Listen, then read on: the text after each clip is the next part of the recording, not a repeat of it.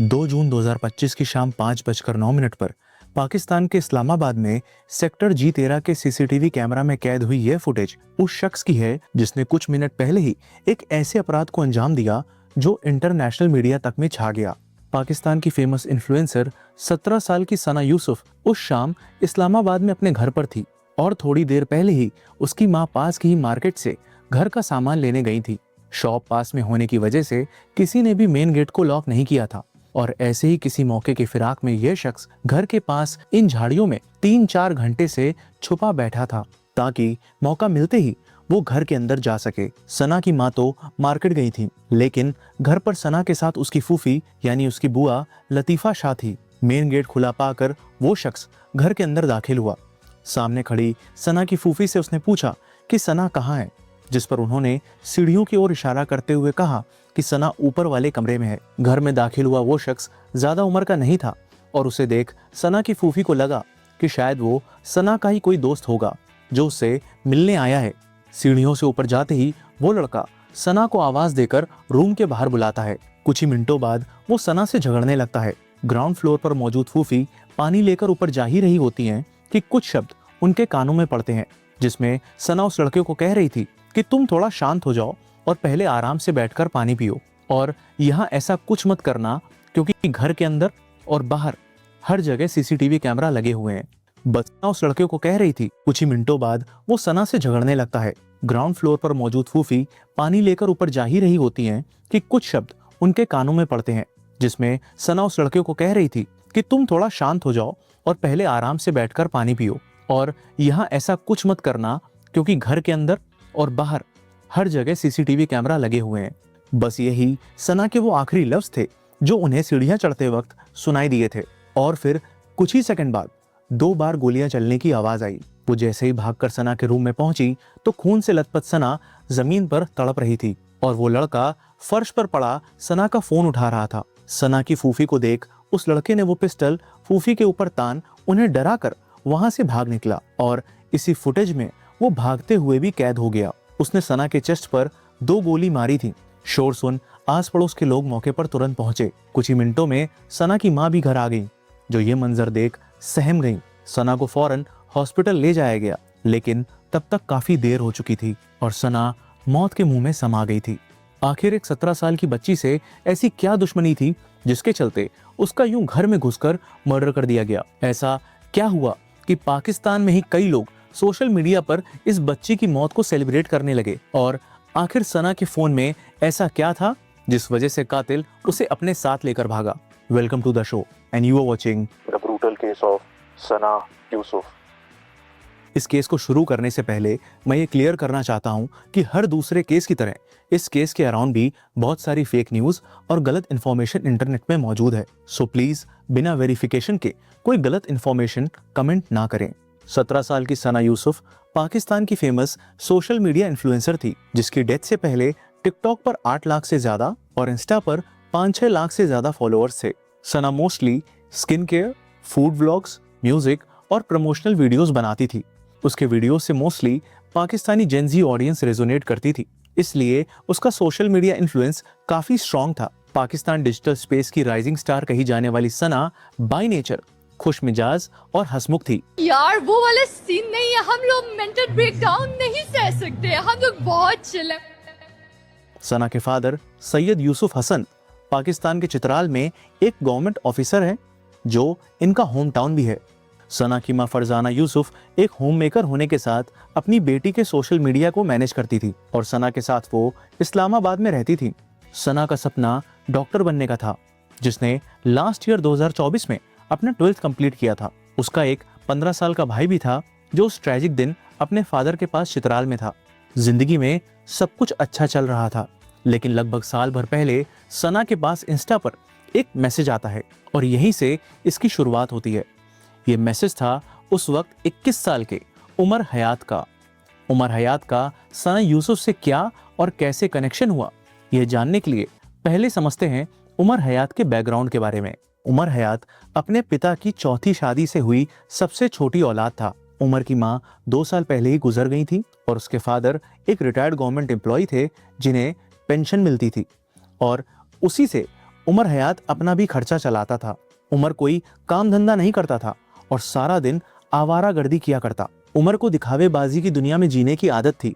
यही वजह थी कि उसके पिता को हाल में ही एक छोटा सा प्लॉट बेचने पर जो पैसे मिले थे, उससे उसने अपने लिए आईफोन खरीदा था। इतना ही नहीं, उन पैसों से वो किराए पर कार लेकर आता और इंस्टा पर कोलैब के नाम पर लड़कियों को इनवाइट कर उनके साथ टिकटॉक वीडियोस बनाता था। पाकिस्तान के फैसलाबाद डिस्ट्रिक्ट में जरानवाला का रहने वाला उमर खुद को प्रॉपर्टी टाइकून बताता था और अपने को रईस शो करने के लिए वो पॉश एरिया में जाकर वीडियोस बनाता था, जहां बैकग्राउंड में नजर आ रहे बंगलोज और लग्जरी कार्स को वो अपना बताता था। उसकी पूरी दुनिया सिर्फ झूठ पर ही बसी थी और उसकी सोशल मीडिया में जो कुछ भी नजर आ रहा था वो सच्चाई से कोसों दूर था। और सिर्फ झूठ ही नहीं, बल्कि इसका नेचर इतना घटिया था कि इसके मोहल्ले वाले तक इससे परेशान रहा करते थे। उमर पेड कोलैब, फोटोशूट और म्यूजिक वीडियोस के नाम पर इंस्टा पर कई लड़कियों को अप्रोच करता और उनके साथ टिकटॉक वीडियोस बनाता था। और ऐसे ही एक दिन इसकी नजर सना यूसुफ की प्रोफाइल पर पड़ी। सना एक बड़ी इन्फ्लुएंसर थी और उमर को पता था कि वो उसे बाकियों की तरह अप्रोच नहीं कर सकता, इसलिए ब्रांड डील्स के नाम पर उसने उसको मैसेज किया। टेक्स्ट पर वैसे भी प्रिटेंड करना इजी होता है, इसलिए शराफत का चोला ओढ़े उमर खुद को एक इन्फ्लुएंशियल और बड़े घर का बताते हुए बातचीत को इनफॉर्मल इंट्रोडक्शन तक ले गया। प्रोफाइल तो उसने वैसे भी उधार के पैसे, मांगे हुए कपड़े और किराए की गाड़ियों से बना रखी थी। Being an influencer, brand deals के मैसेज आना एक आम बात थी और सना ने भी उसे उसी तरह से लिया। प्लस एक कर्टसी के तहत उसने उससे बातचीत भी की। थोड़ी सी बातचीत में उमर ने यह गलत फहमी पाल ली कि सना भी औरों की तरह उससे मिलने आ जाएगी, लेकिन सना ने बड़ी पोलाइटली उससे मिलने से मना कर दिया। बट उमर जैसे लड़के नो मीन्स नो नहीं समझते, इसलिए वो अलग तरीके से सना से मिलने के लिए बहाने बनाता। जैसे एक बार उसने सना को टेक्स्ट किया कि मेरे पास ऐसे ब्रांड ऑफर्स हैं जो आपको पसंद आएंगे, इसलिए मैं आपसे मिलना चाहता हूँ। इस बात पर सना ने उसे रिप्लाई दिया कि नहीं भाई, मैं नहीं मिलना चाहती क्योंकि मेरे पास इतना वक्त नहीं है और मैं बहुत बिजी रहती हूँ। उमर ने अपने दोस्तों को इस बारे में बता रखा था और उनसे कहता था कि मैं इससे मिलना चाहता हूँ और ये मिलती ही नहीं है, बस भाई भाई कहकर मना कर देती है। उमर का सना को लेकर ऑब्सेशन पागलपन की ओर बढ़ता जा रहा था, जो सना इसकी हरकतों से भाप चुकी थी। वो दिन में कई बार इंस्टा पर ऑडियो कॉल करता, उसे टेक्स्ट करता और बस मिलने की जिद पर अड़ा रहता, लेकिन सना ने हमेशा उसे साफ तौर पर मना किया। सना ने उसे ना कभी कुछ ऐसा लिखा और ना ऐसा कुछ कहा जिससे कि ये कहा जाए कि उमर को कोई गलतफहमी हो गई। बोगस मीडिया चैनल्स और न्यूज आर्टिकल्स में तो उमर को सना का कजिन बताते हुए बकवास तक लिखी गई है, जबकि उन दोनों में ऐसा कोई रिलेशन नहीं था। सना बहुत ही स्ट्रांग और बेबाक लड़की थी और घर पर भी वो सब कुछ बता देती थी और यही वजह थी कि उसने घर पर भी जिक्र किया था कि इस तरह का लड़का बार बार मिलने के नाम पर परेशान करता है। एक फीमेल सोशल मीडिया इन्फ्लुएंसर होने के नाते इस तरह के डीएम और मैसेजेस और क्रीप हरकतों से वो पहले भी रूबरू हो चुकी थी, इसलिए अब उसने उमर को भी इग्नोर करना बेहतर समझा।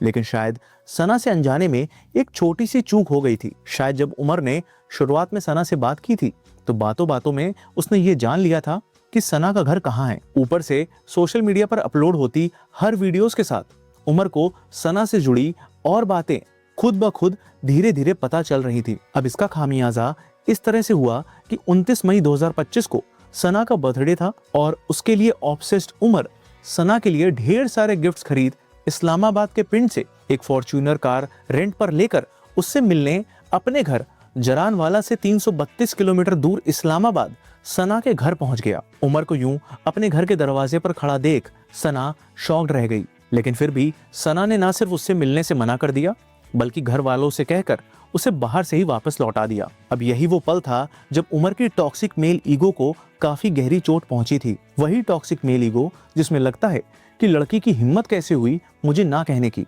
वो होती कौन है मुझे मना करने वाली। और ऐसे लड़कों में बसा ये जहर जब सनक बंद दिमाग में दौड़ता है तो उन्हें लगता है कि अगर ये मेरी नहीं हुई तो ये किसी की नहीं हो सकती। और यही सनक उसके दिमाग में तब और उतर गई जब सना ने अपनी बर्थडे सेलिब्रेशन का ये वीडियो इंस्टाग्राम पर पोस्ट किया। इस पोस्ट को देख उमर को लगा कि मैं इतनी दूर से इतने गिफ्ट्स लेकर उससे मिलने आया था, मुझे बेइज्जत कर खुद बड़े आराम से एंजॉय कर रही है। दिमाग में पली इसी सनक के साथ अब उसका मन सिर्फ और सिर्फ सना से बदला लेने के लिए करने लगा। 2 जून 2025 की दोपहर से ही वो सना के घर के आसपास मंडराने लगा था। और नजर रखे हुए था कि शायद सना या तो घर से बाहर निकले या फिर उसके घर का गेट खुला मिल जाए। आखिरकार घंटों इंतजार करने के बाद उसके हाथ वो मौका लग ही गया जब सना की माँ बाहर निकली और मेन गेट अनलॉक्ड रह गया। घर में मौजूद सना की फूफी यानी बुआ उसको पहचानती नहीं थी और कम उम्र का होने के चलते उन्होंने उसे सना का दोस्त समझने की भूल कर दी। उमर सना के मर्डर करने के इरादे से ही आया था, इसलिए वो अपने साथ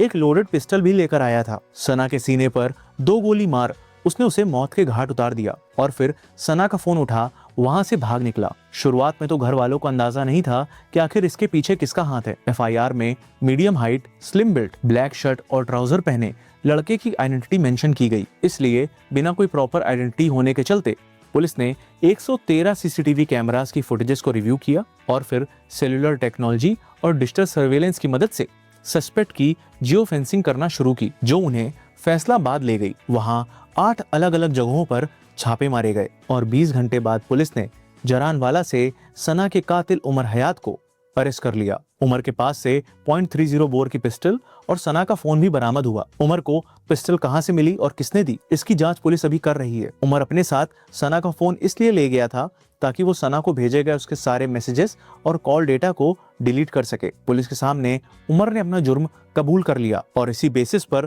पुलिस ने पर्सनल रिजेक्शन को प्राइमरी मोटिव बताया। पर्सनल रिजेक्शन सना के मर्डर का प्राइम मोटिव, ये खबर न सिर्फ पाकिस्तानी मीडिया बल्कि इंटरनेशनल मीडिया में भी छा गई और सबसे ज्यादा हैरानी इस बात की थी कि पाकिस्तान के ही कई लोग इस मर्डर को सही और जस्टिफाइड बताने लगे। कोई उमर हयात के इस क्राइम की तारीफ कर रहा, बल्कि उमर ने अपना जुर्म कबूल कर लिया और इसी बेसिस पर पुलिस ने पर्सनल रिजेक्शन को प्राइमरी मोटिव बताया। पर्सनल रिजेक्शन सना के मर्डर का प्राइम मोटिव, ये खबर न सिर्फ पाकिस्तानी मीडिया बल्कि इंटरनेशनल मीडिया में भी छा गई और सबसे ज्यादा हैरानी इस बात की थी कि पाकिस्तान के ही कई लोग इस मर्डर को सही और जस्टिफाइड बताने लगे। कोई उमर हयात के इस क्राइम की तारीफ कर रहा तो कोई इसे सफाई का नाम दे रहा। लेकिन क्यों? क्योंकि यह है कुछ लोगों की सड़ी हुई मानसिकता, जिनको लगता है कि एक लड़की का सोशल मीडिया में वीडियोस बनाना गलत है, गंदगी है, उनके कल्चर का अपमान, उनकी वैल्यूज की तौहीन है। जबकि इस केस में अगर हम सिर्फ सना की बात करें तो उस बच्ची ने कभी भी ऐसा कोई वल्गर वीडियो या फोटोज पोस्ट ही नहीं किया। लेकिन नहीं, जिनके दिलो दिमाग में गंदगी भरी है वो हर बात में अपना जस्टिफिकेशन घुसा ही देंगे। अब आते हैं इस केस के सबसे अहम मुद्दे, इस केस के मोटिव पर्सनल रिजेक्शन पर। उमर हयात उन्हीं लड़कों की कैटेगरी में आता है जिनके लिए रिजेक्शन का जवाब इसी तरह से दिया जाना सही है और इस सोच के पीछे बहुत बड़ा हाथ पाकिस्तानी टीवी सीरियल्स और ड्रामा का है, जिसमें लड़कियों के अगेंस्ट वायलेंस को रोमांस की शक्ल दी जाती है, जहां मेल कैरेक्टर्स ना नहीं सुन सकते और अपने अपोजिट पार्टनर से अपनी जिद मनवाने के लिए अगर वो कोई भी हिंसक और फोर्सफुल तरीका अपनाते हैं तो उसे एक्सप्रेशन ऑफ लव की तरह दिखाया जाता है। पाकिस्तान की एंटरटेनमेंट इंडस्ट्री में ऐसे एक नहीं ढेरों टीवी सीरियल्स और ड्रामा भरे पड़े हैं जो toxic masculine traits and manipulative psychopathic behaviour को सही ठहरा रहे हैं। और यह सिर्फ मेरा पर्सनल ओपिनियन नहीं है, बल्कि खुद पाकिस्तान की जनता ने ऐसे टीवी ड्रामा और उनके मेकर्स एंड एक्टर्स को कॉल आउट किया है जो इस तरह की गलत चीजों को ग्लोरीफाई कर रहे हैं। सी एक्टर्स, राइटर्स या स्टोरी टेलर्स चाहे किसी भी देश के हों, वो सिर्फ एंटरटेनर्स नहीं होते बल्कि साइलेंट एजुकेटर्स भी होते हैं, क्योंकि उनका रोल सिर्फ एंड क्रेडिट तक ही लिमिटेड नहीं होता बल्कि लोगों के दिल, दिमाग और लाइफ के कोने में टिक जाता है। इसलिए यह केस एक वेकअप कॉल है जिसमें सबको अपनी जिम्मेदारी सही से उठानी होगी। सना आज हमारे बीच नहीं है, लेकिन हम उम्मीद करते हैं कि उसके गुनहगार को कड़ी से कड़ी सजा जरूर मिले। तो व्यूअर्स, जैसा कि आपने देखा, ये थी सना यूसुफ के केस की असल हकीकत। अब देखते हैं कि कानून उसके कातिल को किस हद तक कड़ी से कड़ी सजा देता है।